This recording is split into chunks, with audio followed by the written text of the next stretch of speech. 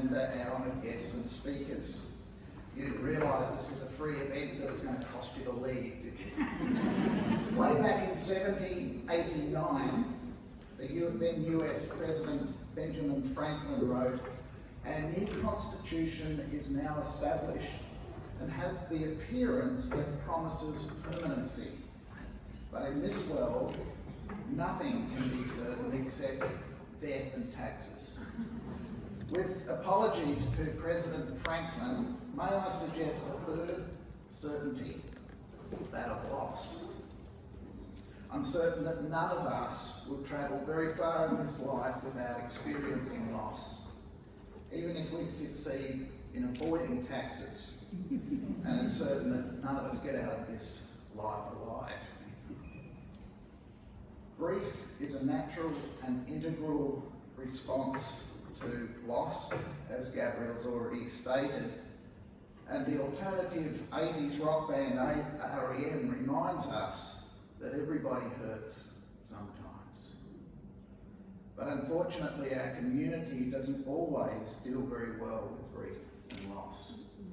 And perhaps that's why some of us are here tonight, not just to hear one another, to hear the speakers, but to learn something and take it with us. Just last night, my wife and I were having dinner at a meeting with a couple around the table that had recently lost a son unexpectedly from a heroin overdose. It's been so recent that they haven't even got the toxicology report yet. And the mother began to weep as she told her story and talked about her son, and then apologised. Why do we feel the need to do that?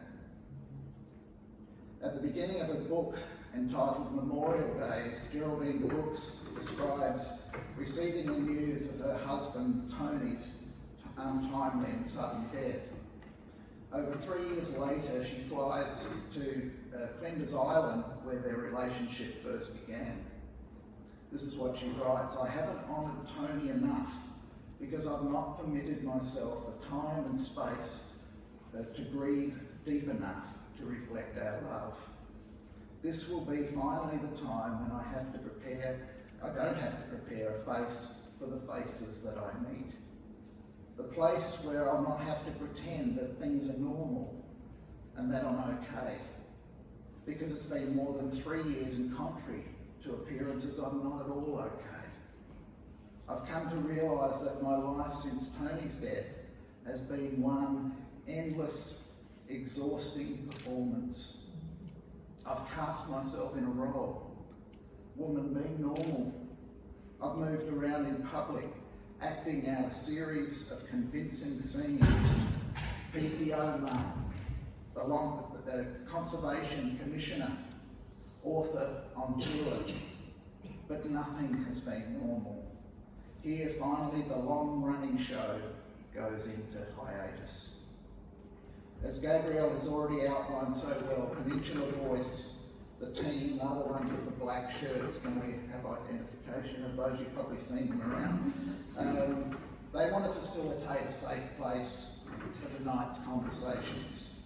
So before I introduce our first speaker, I want to ask us all to hold 3 L's in our minds: love, listen, learn. Love, not in a romantic, emotional way, but engaging in conversation together as a community with the goal of human flourishing. Let's love one another tonight, just as the Peninsula Voice team sacrificially put on these events. Nobody here is a problem to be solved, but a person to be met and to listen to. And that's the second L.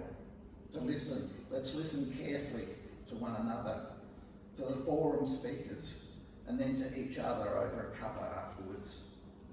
Perhaps ask one another, please tell me about your loss, and then just listen.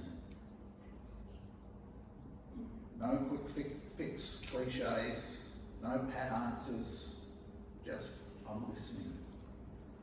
And finally, to learn. If our posture is to love, listen, and learn, from each other, then I think we'll achieve our goal for this evening.